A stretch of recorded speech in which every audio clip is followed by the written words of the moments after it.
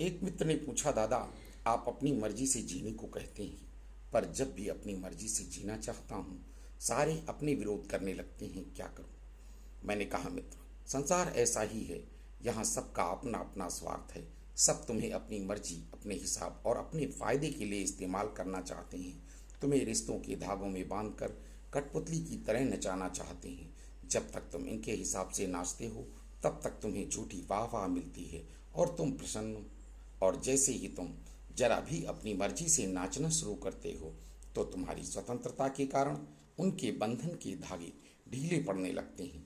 तो वे धागे अपनी अपनी ओर खींचने लगते हैं, क्योंकि तुम्हारे संसार और समाज को तुम्हारी स्वतंत्रता बर्दाश्त नहीं होती और वह तुम्हें उल्टी सीधी हर तरह से समझाकर तुम्हें गलत कहने लगते हैं और तुम आत्मग्लानि से भरकर स्वयं को दोषी मानकर अपराध बोध से ग्रसित हो जाते हो। जबकि जो भी कार्य तुम अपनी मर्जी से करते हो बस उसमें तुम्हारे अपने शरीर का स्वार्थ शामिल ना हो।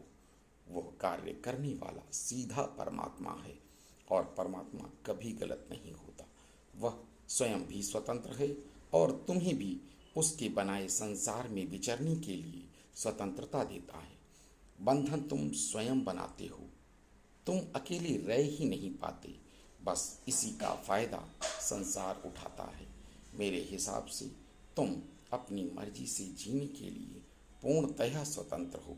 बस तुम्हारी इस स्वतंत्रता से किसी दूसरी आत्मा को कष्ट ना हो। जो तुमसे स्वतंत्र भाव से निस्वार्थ प्रेम करता है उसे और स्वयं को ही एक समझो। बाकी संसार चाहे अपना हो या पराया, उसी स्वयं से अलग बस देखते रहो उसके कृत्यों को और बड़े ही प्रेम भाव से अपने शरीरगत कर्तव्य जो भी जिस रिश्ते के प्रति तुम्हारे हों उन्हें पूरी तरह से निभाते रहो। पर स्वयं को अपने कुछ करने के अहंकार से दूर रखो और उन्हें अपना जीवन जीने दो, उसमें बाधक मत बनो। और जब वह अपना जीवन अपनी आज़ादी से जिएंगे तो तुम्हें भी मुक्त कर देंगे।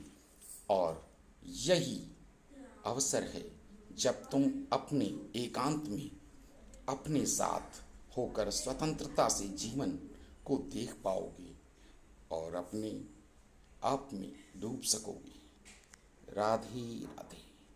नमो नमः।